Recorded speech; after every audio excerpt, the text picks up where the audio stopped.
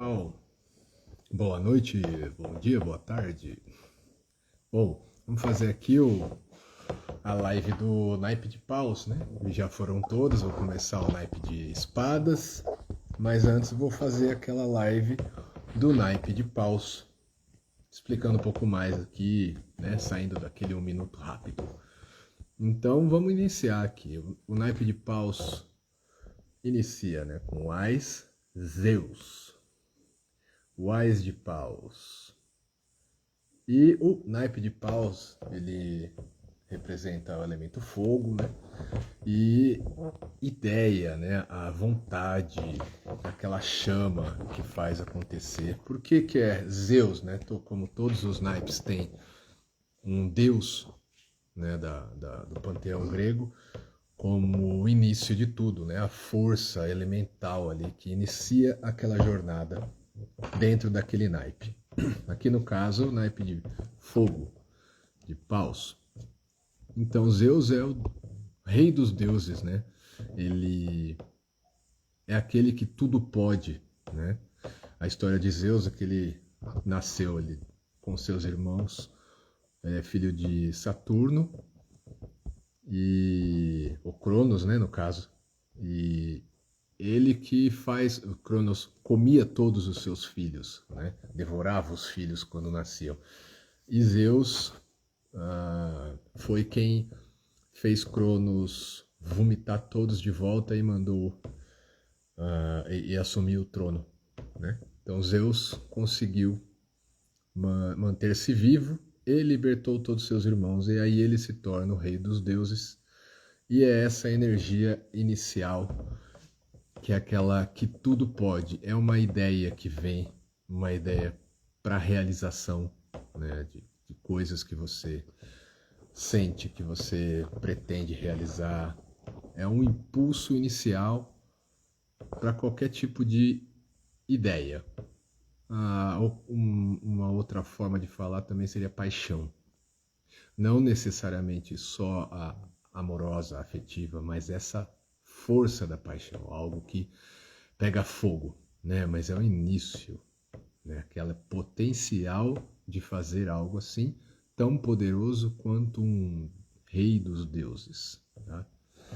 Então a gente inicia essa história mostrando Zeus com o Velocino de Ouro. Lembrando que o naipe de paus é sobre a história de Jasão e os argonautas, né? Em busca do Velocino de Ouro, que o Velocino de Ouro nada mais é do que um carneiro de ouro, tá? Um carneiro dourado. E essa é a missão de Jasão. Tá? Então aqui a gente tem o início de tudo, né? A carta 2 de paus, que vem mostrando Jasão. E Jasão, quem era Jasão? Jasão era filho do rei de Iolcos, e o seu tio Pélias usurpou o trono de seu irmão mais novo, de seu irmão mais velho, Eson, pai de Jasão. Jasão foi confiado a Quiron. Olha lá no fundo da carta, a gente consegue ver Quiron era o centauro, né? O centauro que ensinava vários dos heróis conhecidos na mitologia grega. E então Quiron chega a Jasão e conta sua verdadeira origem, né? Porque quando era criancinha ele foi enviado para Quiron. Então ele fala: você é sucessor do trono de Iolcos, essa é a sua verdadeira origem, né? Você tem esse direito. Então o 2 de paus vem trazendo ali uma realidade que Jasão não conhecia e uma oportunidade, então, como seu destino fosse ser o herdeiro do trono, né? Agora ele tem uma opção, sua vida pacata já saiu desse movimento, podendo entrar numa nova jornada que é destinada a ele ser o rei de Iolcos. E então aqui, após aquela força inicial de Zeus, do Ás de Paus, o 2 de Paus começa a jornada, de fato. Mas é o início que te dá a opção de decidir, né? Então aqui Jasão pode escolher Ele não tinha isso antes, não tinha essa informação antes, agora ele tem uma informação. E essa informação é algo que aparenta ser grandioso, uma possibilidade grandiosa, se tornar rei. Então, e é direito dele, né? E ele tem essa opção agora. Vou sair dessa minha vida e destinar-me àquela caminhada para me tornar rei. E ele então aceita esse destino dele e vai para o 3 de paus. Ele vai em direção ao Iolcos. E então ele, voltando um pouquinho, antes dele chegar em Iolcos, aqui como a carta mostra, né, o rei Pélias de joelhos, entregando a coroa a Jazão, sem nenhuma resistência. Jazão chega até Iolcos e já recebe de alguma forma, sem resistência nenhuma, o direito a seu trono. Porém, não é sem resistência à toa. Mais uma vez, na mitologia grega, temos os oráculos sempre influenciando as histórias. Então, Pélias havia ouvido de um vidente que ele iria perder o seu trono para um estrangeiro que viria sem uma sandália, ou vestindo apenas uma sandália. E aí na imagem a gente vê, Jazão está com uma sandália só, porque ele perde a outra sandália na travessia do rio. Né?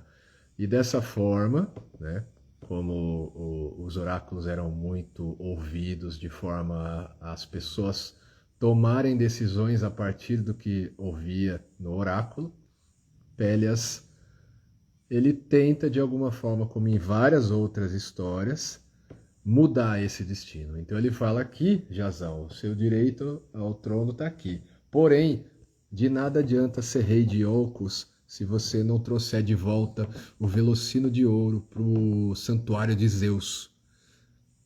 E o velocino de ouro, a gente vai contar ali no página de Paus, ele estava em Cólquida. Cólquida era na região ali do Oriente Médio, naquela época. Então ele teria que ir lá buscar o velocino de ouro e trazer de volta para Iolcos. E aí sim faria sentido, né? Ter aquele trono que de nada valeria a pena se aquilo não tivesse, não acontecesse dessa forma. Tá?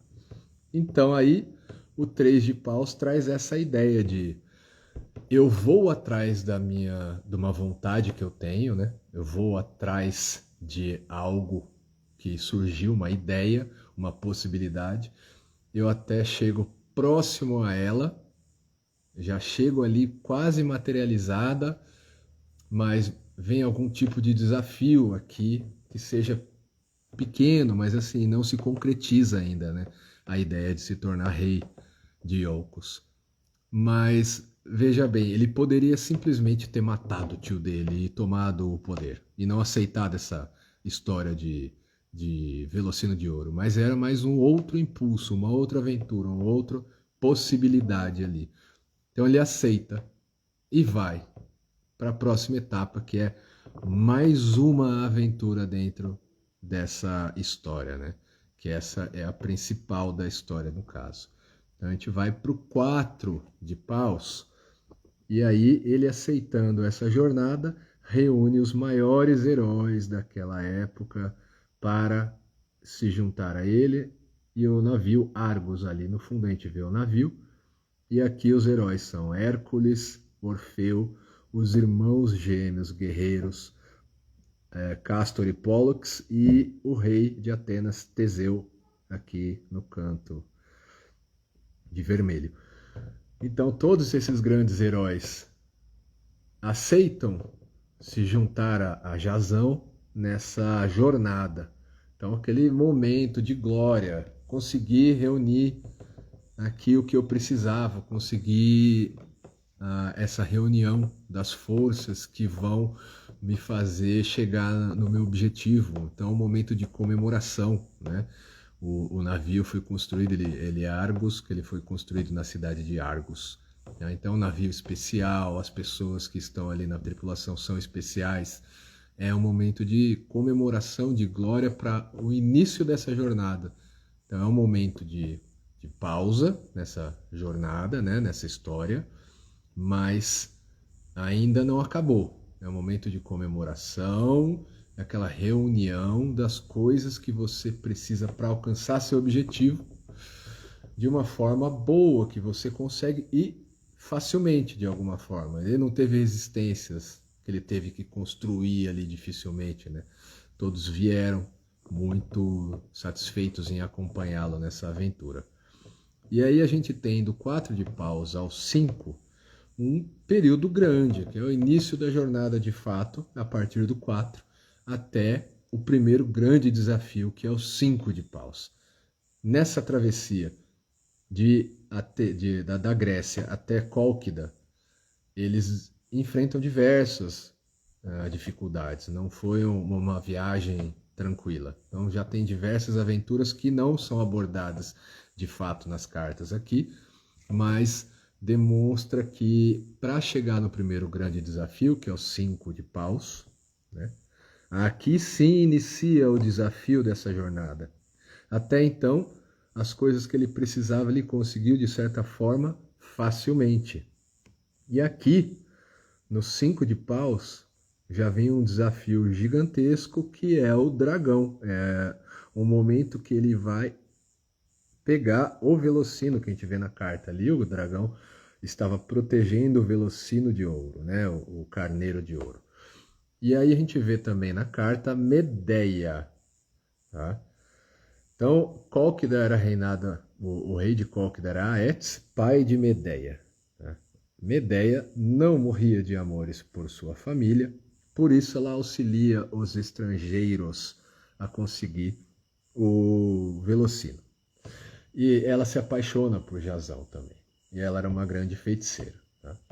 Então, ao chegarem lá, tem mais uma outra parte, que é mais um oráculo aí que tinha falado para o rei da Cólquida, Aetes, que ele iria perder seu trono para estrangeiros, né? Ele é o perigo, o grande perigo iria vir de estrangeiros. Então, aí ele coloca grandes defesas, e o dragão faz parte dela, e mandava matar todo estrangeiro que chegava na cidade. Né? E dessa forma, eles, através do auxílio de Medeia, ele consegue derrotar o dragão. Então, nesse 5 de paus, que é aquele grande conflito, e aí simboliza um conflito que é a dificuldade de fazer essa ideia, essa vontade, esse impulso se materializar e ele conquistar o Velocino de ouro. Né? Então, para ele chegar a ser rei de Iolcos, ele aceitou o desafio de pegar o Velocino de ouro. Então, para chegar no Velocino de ouro, ele tinha que enfrentar uma figura mítica, um dragão, uma coisa que não faz sentido se a gente imaginar o que é um desafio de enfrentar um dragão, né? Então, enfrentar o dragão não sozinho, ele consegue com o auxílio de uma feiticeira, e ele consegue dessa forma destruir o dragão e pega o Velocino de ouro, assim ele consegue o primeiro grande objetivo dele conquistado, levando para a próxima etapa, que é o 6 de paus. No 6 de paus, a grande comemoração. Todos ali, os tripulantes do Argos, comemorando com o Jasão, que levanta o Velocino sobre a sua cabeça.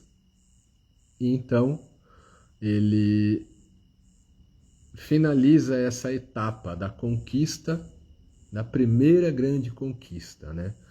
Que ele tinha como objetivo. E o simbolismo desses 6 de paus é essa comemoração. Conquistei, cheguei, fizemos o que precisávamos, né?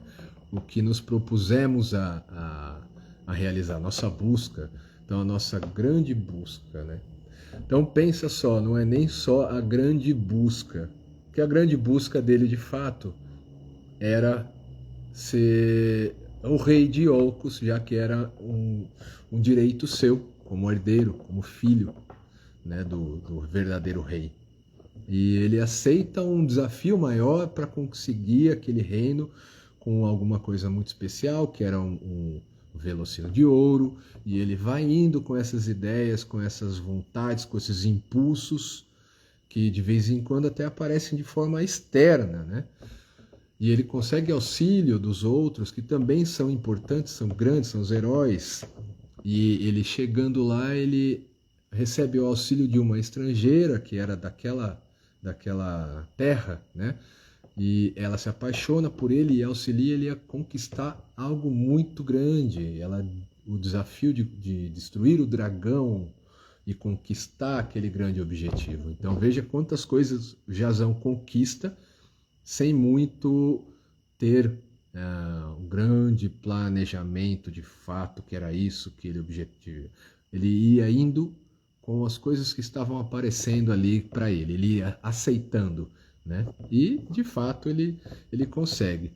Porém, a partir daí que ele conquistou o Velocino de Ouro, e não era o objetivo final dele, o objetivo final era retornar e virar rei e levar esse Velocino de volta para Iolcos.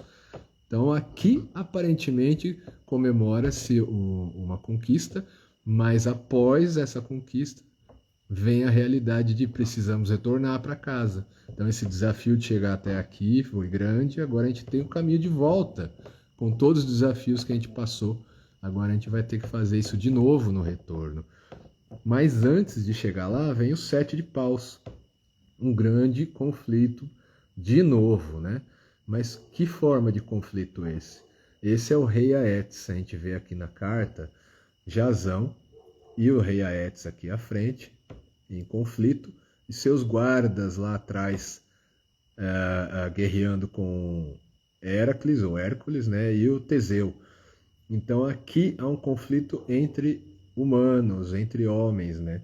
Não é aquele conflito de algo da imagem, do imaginário vir à Terra, que é o dragão, né? O dragão é aquele desafio meio fantástico, algo fora da razão. Para materializar aquela ideia, precisou enfrentar um grande desafio que era algo fora da matéria, um dragão, algo fora da realidade bruta. Aqui não, aqui é a realidade dos homens. É um desafio entre pessoas, é um conflito material mesmo. Então aqui a Aetes, que também, por direito, tinha, né, o Velocino. Ele não roubou o Velocino de ninguém. A Aetes, ele tinha recebido o Velocino porque Frixo foi se esconder no seu reino e ele acolheu Frixo, né? Frixo, enfim. E ele se escondendo no reino teve esse direito de ficar com o Velocino de Ouro ali. E, de fato, Jazão roubou o Velocino. E a Aetes, não concordando com isso, corre atrás com o seu exército para reaver o Velocino. Então esse 7 de paus, esse conflito, ele mostra aquele momento que você conquistou alguma coisa dos seus objetivos, algo grande, né? Porém, se você não fizer um movimento, né, que é necessário após essa conquista, outros podem vir atrás daquilo, seja uma inveja, seja uma disputa de mercado, que seja algo assim. Algum conflito vem caso você não se movimente, né? Então, se movimenta, vai em direção ao real objetivo final, né? Concluir aquilo que você se propôs, porque senão outras pessoas podem vir atrás também por direito, né? Não tem aqui o caso da injustiça. Mas ali, continuando a história, né, a mitologia, Medeia ainda ali auxilia, né, a fuga deles, fazendo com que ela picota seu irmão e joga os pedaços dele pelo mar. Então, nessa fuga, o rei Aetes fala para toda a sua tropa deixar eles irem para resgatar os pedaços de seu filho. E Medeia vai embora junto com Jazão, né? Então, depois desse grande conflito, vem mais um momento de respiro, 8 de paus, a mudança, né? O deslocamento de volta para casa. Então, eles estão em direção ao retorno para o objetivo final, para Iolcos, para Grécia, né? Então aqui é aquele momento, mais um momento de respiro. Eles estão no navio, no Argos, e ali todos satisfeitos de alguma forma, né? Mas já com energia bastante gasta, né? Por toda essa trajetória, eles estão no final, né, dessa história. A gente está aqui no número 8, faltam só 2 etapas para o final, e aqui a energia já não está mais como a inicial, né? Aquela força de Zeus e o 2 de paus, aquela paixão inicial. Aqui já está se acabando, e a partir desse momento vem o 9 de paus, que traz o quê? A diferença do 8 de paus para o 9 de paus. Olha o Argos como se apresenta aqui. Passando entre os rochedos Scylla e Caríbides, onde destruía todos os navios que tentavam passar por ali. E aqui, todas as velas detonadas, e aqui demonstra esse cansaço, essa falta de energia da tripulação. Eles estão quase chegando, eles conseguem ver ali o destino final deles à frente, porém, né, os rochedos ainda são um grande desafio a ser ultrapassado, mas logo na etapa final, no 9 de paus. Então aqui é aquele momento em que o que salva é a fé. Vamos dizer que a força ali de Zeus é o que vai levar eles a passar nessa última etapa, porque já não existia mais forças. Então aquele momento em que você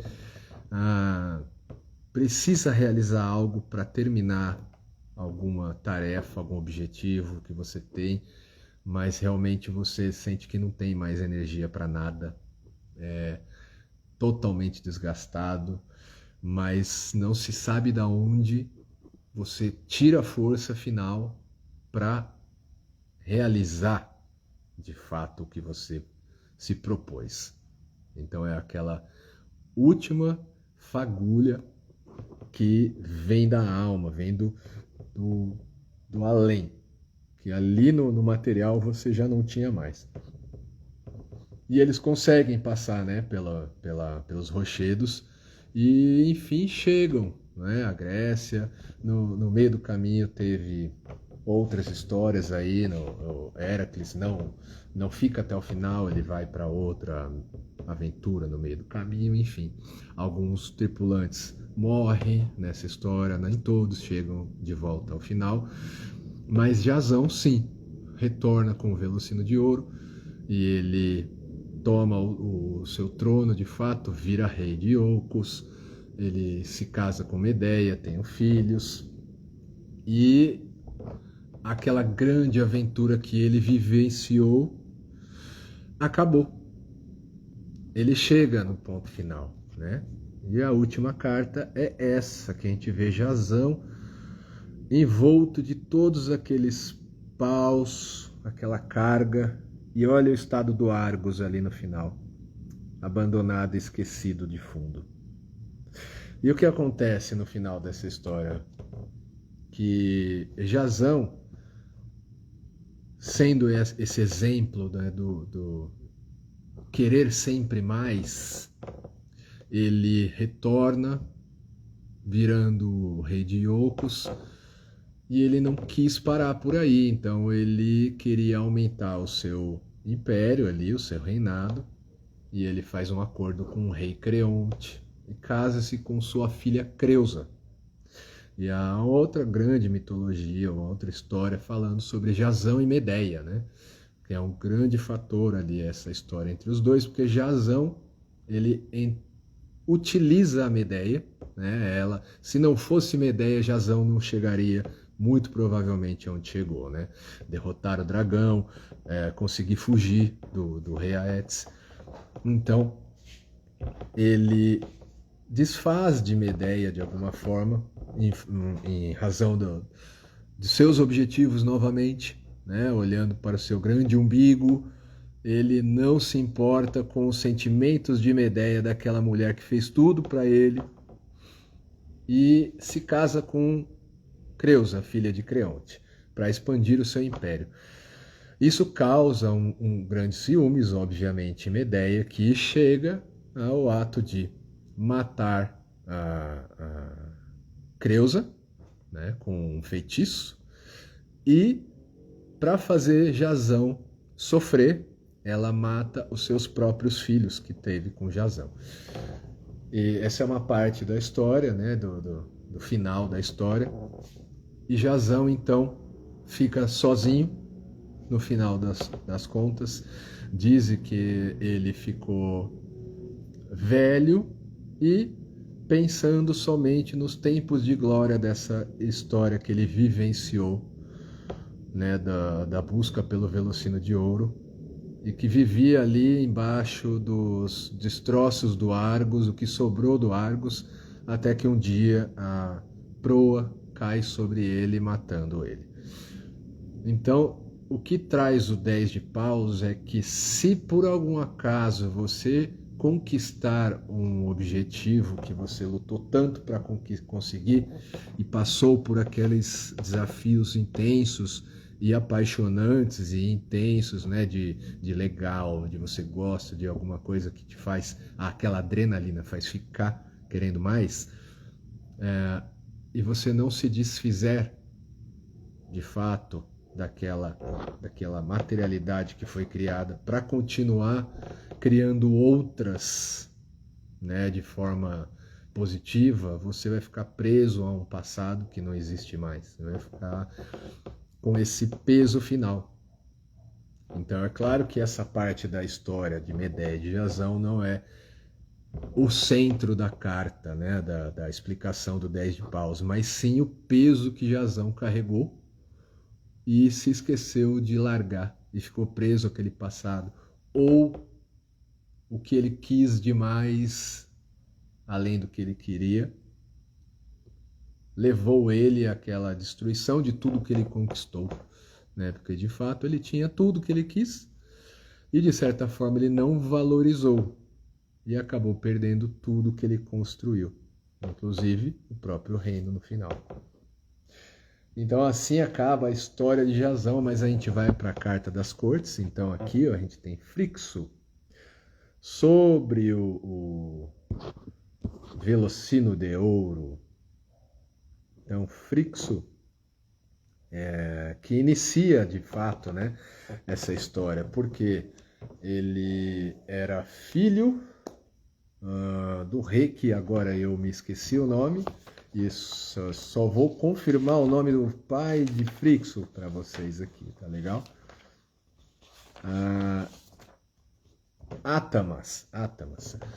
Então seu pai, Zeus, manda seu pai casar com a mulher fantasma, esse é o nome dela, e eles têm 2 filhos, Frixo e Ele. E depois de um tempo, essa mulher fantasma acaba assumindo mesmo, de fato, como um fantasma, ela vai, desaparece, e então Átamas se casa com Ino. E Ino, ela tinha muitos ciúmes de Frixo e Ele. E ela forma uma mentira, ela cria, né, uma mentira para fazer com que Frixo seja morto, saia de cena, porque assim os seus próprios filhos poderiam ser os herdeiros do trono. Lembrando que Frixo era homem e Ele era a mulher, ela não seria a rainha. Quem seria rei era Frixo. Então ela inventa uma história dizendo que ele teria que ser sacrificado para Zeus, para que as plantações voltassem a dar frutos, porque ela mesma tinha causado um problema nas plantações para criar essa história. E disse que o oráculo de Delfos havia dito que o sacrifício de Frixo voltaria. Porém, Zeus foi enfiado nessa história. E ele sabendo disso, ficou irado, e para evitar com que acontecesse esse sacrifício de Frixo, ele envia o carneiro dourado, o Velocino de Ouro, para pegar Frixo e Ele e levá-los a Cólquida. Nessa viagem, Ele cai no mar, né, que se torna Hellesponto, e chegando a Cólquida, o rei Aertes recebe Frixo e aquela história toda de guardar o Velocino de Ouro. Então essa é a história de Frixo. E o que ele é? Se a gente pensar que ele é uma faísca, né, de Zeus, porque a partir do mandamento ali, de uma ordem de Zeus, do rei se casar com outra mulher e deu à luz a Frixo, e Frixo, quando foi ameaçado, era apenas uma criança, né, e de certa forma é o que traz essa carta ali daquela energia inicial do fogo, porém uma energia inocente, né? Ele estava sendo ameaçado, ele iria morrer, mas ele não tinha culpa nenhuma daquilo. E Zeus salva ele, né? Levando ele até outro lugar. Então aquela é uma ideia de que essa ideia inicial, aquela força inicial, aquela faísca ainda imatura e inocente, se não for cuidada, se não for protegida, ela pode se apagar. Então é isso que o Pajem de Paus traz. Aquele início de uma grande jornada pode estar aqui, mas precisa de cuidado, pois ela é muito frágil. E a gente passa para o Cavaleiro de Paus. O Cavaleiro de Paus é Belerofonte, um outro herói, o herói que mata a Quimera. A gente vê a Quimera aqui morta. Tá? E Belerofonte sobre Pégaso, né? O cavalo alado. Belerofonte, ele foge de sua cidade porque ele mata acidentalmente seu irmão Belero. E ele vai pedir asilo ao Rei Preto. E a esposa do Rei Preto se apaixona por Belerofonte, porém ele não dá moral para ela. E o que acontece é que ela fica com raiva dele e inventa que ele tentou pegar ela. Ele tentou. E então o rei fala: você, pilantra, agora vai ter que matar a Quimera, que era um monstro impossível de se matar. Mas aí Belerofonte recebe auxílio de um vidente que diz como matar a Quimera, recebe o auxílio de Atena com um laço para que ele pegue o Pégaso, e enfim, ele consegue auxílio de outras pessoas para realizar essa tarefa ali de matar a Quimera, e ele consegue, de fato, né? Ele mata a Quimera, porém, depois desse momento de glória, e ele voando sobre o Pégaso, imagina que ele tem esse grande poder, então ele poderia subir ao Monte Olimpo e se tornar um deus. Então Zeus vê aquele humano querendo se tornar um deus por conta desses pequenos conquistas que ele teve ali, e faz com que uma abelha pique o Pégaso, fazendo com que Belerofonte despenque lá do alto do Monte Olimpo. Então aqui traz essa ideia inicial do pajem, já um pouco mais madura, porém ainda não é um rei nem é uma rainha, é um cavaleiro, tem essa energia galanteadora, tem uma energia de conquista, tem uma energia de imparável, né? E que consegue, mas o umbigo ainda é o centro do mundo, né? O cavaleiro de Paus olha somente para ele. O cavaleiro de Paus ele não tem a capacidade de gerir uma comunidade, de pensar no outro. Ele só está olhando para si. Tá? Inclusive, né, ele até dispensa a mulher do Rei Preto. E aqui a gente vai para a próxima, Rainha de Paus, Penélope. Rainha de Paus, a Penélope. Penélope era a esposa de Ulisses, ou Odisseu, que é o protagonista da Odisseia, né? Ele sai de seu reinado Ítaca na famosa Guerra de Troia para guerrear, né? Junto. Então, esses 10 anos todos que ele fica longe do seu reinado, quem reina é Penélope. E o que traz Penélope, né? Penélope traz a fidelidade a uma ideia, né? O que acontece? A Penélope, a história dela é que o seu pai queria um filho homem, porém, por ser uma mulher, ele joga ela ao mar. Mas cisnes, né, resgatam ela e dão de alimentar. Então isso faz com que ele imagine que aquele serzinho tenha um futuro de alguma forma mágico, místico, promissor, e ele volta a cuidar dela, né? Então passa-se a história, Penélope casa-se com Ulisses e torna-se a rainha de Ítaca. E nesse período que Ulisses vai para a guerra de Troia, ela fica no trono. Porém, passado anos, a guerra de Troia durou 10 anos, né? Mas passado alguns anos, príncipes das ilhas em torno começam a querer o trono de Ítaca e querer desposar a Penélope. Mas ela tinha certeza da vida de Ulisses, que ele retornaria. Então, de alguma forma, ela fica governando aquele local, mas não aceita casar-se com ninguém. E eles ficam ali no palácio, né? 112 príncipes, esse é o número. Ficam ali tentando fazer com que ela se case, até que em determinado momento eles se reúnem e dizem: ó, você vai ter que escolher um de nós aqui para se casar. E aí ela diz: tá bem, mas antes eu vou terminar de fazer costurar, né, esse manto pro meu sogro que faleceu. Então, até que eu termine, eu não vou decidir com quem eu vou me casar. E nisso ela vai enrolando por 3 anos, porque ela fiava durante o dia e desfazia durante a noite, tentando enganar aqueles usurpadores, né, que até tentaram bolar um plano para matar o seu filho. O que acontece é que Ulisses retorna da guerra e, sabendo do que estava acontecendo, ele retorna com uma roupagem de mendigo.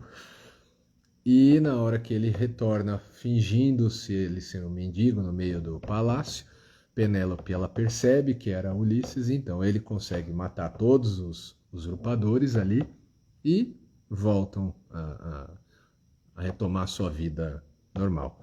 E ela traz o quê? Essa ideia não só de uma fidelidade física, afetiva, mas a fidelidade a uma ideia principalmente. Então, de fato, né, na mitologia não diz de fato se ela se deitou ou não com algum homem daqueles, mas esse não foi o principal, foi ela ter a força, para aquela época, né, a força de uma mulher que reinou durante 10 anos sem a necessidade de ter um marido ao lado, que era algo normal daquela civilização, né? Então ela ficou com aquela força, sendo a mulher da família, de casa, ela cuidando da casa, de fato, do reino. Ela ficou ali com o trono e não deixou a ideia de que precisava de um homem ao seu lado para continuar aquele reinado. Ela podia muito bem ter se casado com algum deles e simplesmente tocado a vida, mas aquela fidelidade que ela tinha com aquela ideia que vinha do coração de fato, fez com que ela mantivesse aquela verdade que de fato no final se concluiu como real. E finalizando aqui, a gente tem o Teseu. Teseu é o rei de Paus. Teseu, o rei de Atenas. Teseu, outro grande herói também, né? E ele que matou o Minotauro, né? Qual que é a história do rei Teseu de Atenas? Ele é enviado para Creta para matar, para ser um alimento, né? Ele se dispõe para ir como uma das oferendas ao Minotauro, né? Do labirinto do rei Minos, né? Outra história a gente tem aí no nos arcanos maiores da história deles. E ele consegue, né, com o auxílio de Ariadne, filha do rei Minos, destruir o Minotauro. Então, de fato, ele conquista ali o primeiro grande triunfo. E ele se torna rei de Atenas e fazendo que com seu reinado ele reúne outras cidades que viviam em conflito. Então, o rei Teseu, ele tem o poder, né? Ele tem a forma, o charme, ele conseguia fazer com que as coisas se unissem, né? Então, civilizações que viviam em guerra, naquele momento, estavam vivendo em harmonia sobre o seu reinado, sobre a sua influência, né? O rei Teseu também se casa e a sua esposa falece, depois ele se casa com a amazona Hipólita. E Hipólita, ela não queria ser uma mulher normal, ela era uma amazona guerreira e queria guerrear com ele, ao lado dele. Então, eles tiveram um filho, Hipólito, e ela vem a falecer, e depois ele se casa mais uma vez, porém essa esposa se apaixona pelo filho, então Hipólito e Fedra tem um caso que faz com que Hipólito se mate, né? Deixa eu só confirmar uma coisa. É isso? É isso mesmo, tá certo. Então Fedra e Hipólito morrem nessa história. Então Teseu perde ali o seu filho que ele teve com a amazona Hipólita e a sua esposa Fedra, que tiveram uma paixão. E depois de muito tempo ele acaba se jogando de um penhasco. Essa é a história grandiosa e triste do rei Teseu de Atenas. Mas ele é essa energia do fogo máxima na característica ali do masculino, né? Como a Penélope é do feminino, Teseu é do masculino. Mas o que ele tem é essa chama de atrair, de fazer com que os outros ouçam ele, né? Que ele tem o poder do charme ali, convencer as civilizações ao seu entorno ali a viver em harmonia. E com isso ele tem também essa intensidade do fogo, fazendo com que ele não pare, né? Suas grandes aventuras continuam acontecendo, porém as coisas saem do seu controle em determinado momento, né? E ele mesmo acaba tirando a própria vida por conta dessa grande dor final. Mas temos aqui o fim do naipe de paus. Então, mais uma história da mitologia grega aí no tarô mitológico. A gente já fez aí, então, copas e agora paus. E eu vou iniciar espadas. Agora, um por um. Que, como quem joga tarô, quem já jogou tarô, quem estuda tarô, sabe que espadas é dor, né? Espadas dói. Espadas é comunicação, é mente, mas principalmente sofrimento. Por quê? Eu não sei, mas é mente, né? Eu acho que quando a gente fala de sofrimento psicológico hoje em dia, a gente entende bastante como isso é dolorido, né? Então vamos falar aí sobre a história do Orestes. Eu falo que esse aqui é um coitado, viu? Esse aqui se lascou e a única opção que ele tinha era se lascar. Não tinha outra, não. Tá bom? Então a gente volta aí. Amanhã eu começo a postar os naipes de espadas. Valeu!